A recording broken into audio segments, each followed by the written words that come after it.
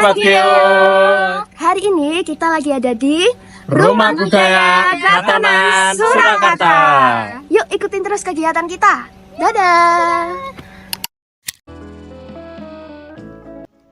Hai Sobat Geografi, selamat datang di video liputan kami dari mahasiswa pendidikan geografi. Kali ini kami mengajak kalian menjelajahi Rumah Budaya Kratonan Solo, sebuah tempat yang penuh dengan nilai sejarah, budaya, dan tentu saja nilai-nilai geografis. Yuk simak video kita kali ini. Rumah Budaya Kratonan terletak di Kecamatan Serengan, Kota Surakarta. Lokasi ini dahulu merupakan bagian dari lingkungan budaya Kratonan Kasunanan dan Mangkunegaran. Kini, Rumah Budaya Kratonan Solo dihidupkan kembali sebagai pusat edukasi dan pelestarian budaya Jawa, sekaligus menjadi ruang publik terbuka yang mendukung pariwisata budaya. Berbagai aktivitas budaya berlangsung di tempat ini, mulai dari pelatihan membatik, pertunjukan tari klasik, pemeran karya seni rupa, hingga diskusi budaya.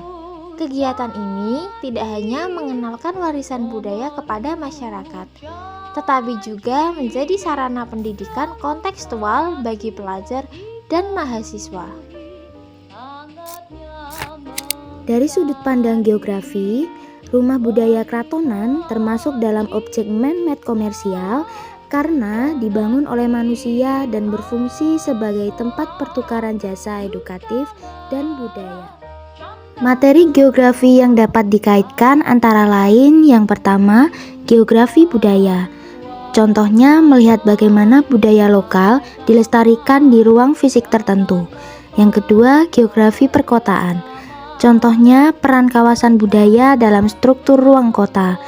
Yang ketiga, interaksi manusia dan lingkungan. Contohnya bagaimana manusia memanfaatkan ruang untuk tujuan budaya dan ekonomi. Yang keempat, pariwisata berkelanjutan. Contohnya destinasi wisata edukatif yang menjaga kelestarian dan nilai-nilai lokal. Jika dilihat secara spasial, Rumah Budaya Kratonan berada di kawasan padat kota Solo.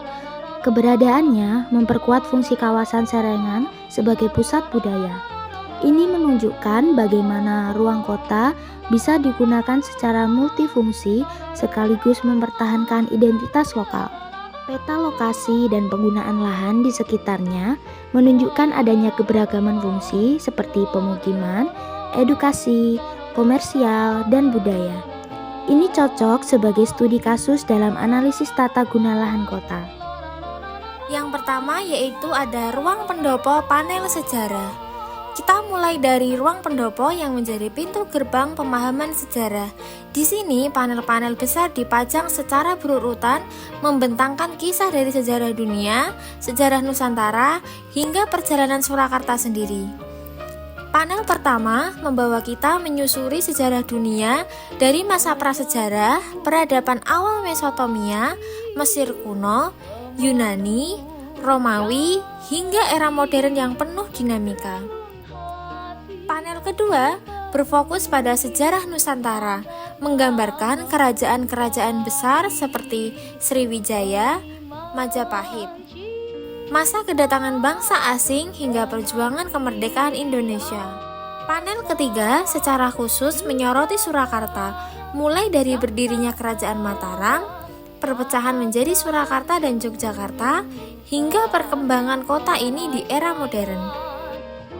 Sebagai mahasiswa pendidikan geografi, kami percaya bahwa tempat-tempat seperti ini harus dikenalkan kepada peserta didik sebagai bagian dari pembelajaran aktif dan konstekstual.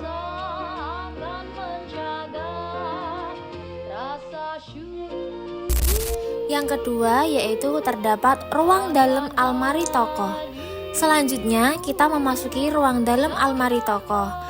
Ruangan ini menyimpan koleksi penting yang menceritakan sejarah Keraton Surakarta.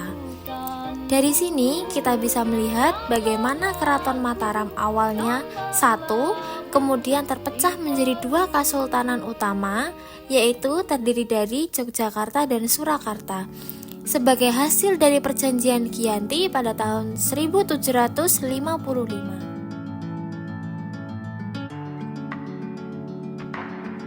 Setiap almari berisi artefak, dokumen, dan foto-foto tokoh penting yang berperan dalam sejarah keraton ini, memberikan gambaran mendalam tentang dinamika politik dan budaya yang terjadi.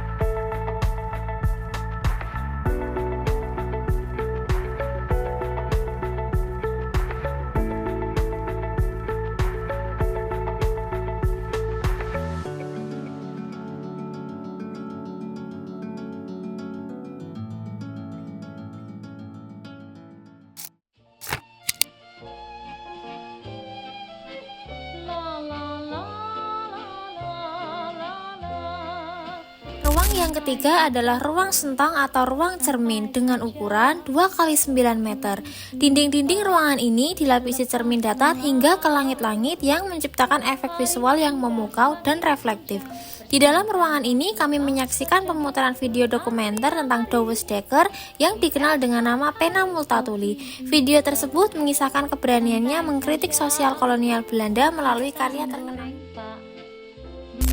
Selanjutnya, kami memasuki ruang gandok politik etis yang dindingnya didominasi warna merah, menciptakan suasana yang kuat dan penuh semangat. Di sini, sejarah politik yang berkembang di Nusantara dan Surakarta dipaparkan secara rinci melalui panel-panel berbentuk bujur sangkar yang ditempel di dinding. Ruangan ini mengisahkan era politik etis, sebuah kebijakan Belanda pada awal abad ke-20 yang memberikan perhatian pada pendidikan dan kesejahteraan rakyat pribumi yang kemudian memicu kesadaran nasionalisme. Panel-panel tersebut menampilkan tokoh-tokoh penting seperti Mangkunegaran VIII dan Pakubuwono XII yang berperan besar dalam dinamika politik lokal maupun nasional. Melalui tampilan sejarah yang kaya ini, kami diajak memahami bagaimana politik etis membuka jalan bagi kebangkitan kesadaran nasional dan peran strategis para pemimpin lokal dalam menghadapi perubahan zaman. Setelah itu, kami melanjutkan ke ruang Revolusi Surakarta yang menceritakan perjuangan rakyat Surakarta menghadapi masa-masa pergolakan dan perubahan besar di era kemerdekaan, tepatnya pada tahun 1942 sampai 1946. Di sini, Bapak Gaitur memberikan penjelasan yang cukup mengejutkan bagi kami, terutama karena informasi tersebut baru pertama kali dengar. Beliau menjelaskan bahwa Surakarta sempat memiliki status sebagai daerah istimewa setara dengan Yogyakarta. Namun, status ini hanya bertahan selama 1 tahun dan kemudian dicabut pada tahun 1946. Selanjutnya adalah ruang perjanjian, di mana berbagai dokumen penting yang menjadi tonggak sejarah bangsa ini dipajang dengan detail. Terakhir adalah ruang Surakarta masa kini, yang menampilkan keunikan kota Surakarta dan disajikan melalui multimedia interaktif yang menarik, menunjukkan bagaimana Surakarta terus berkembang dengan menjaga tradisi sekaligus beradaptasi dengan perkembangan zaman. Ruangan ini memberikan gambaran jelas tentang dinamika dan semangat kemajuan yang terus berjalan di kota ini. Terima kasih sudah menonton liputan kami. Jangan lupa like, share, dan subscribe agar semangat belajar geografi terus menyebar.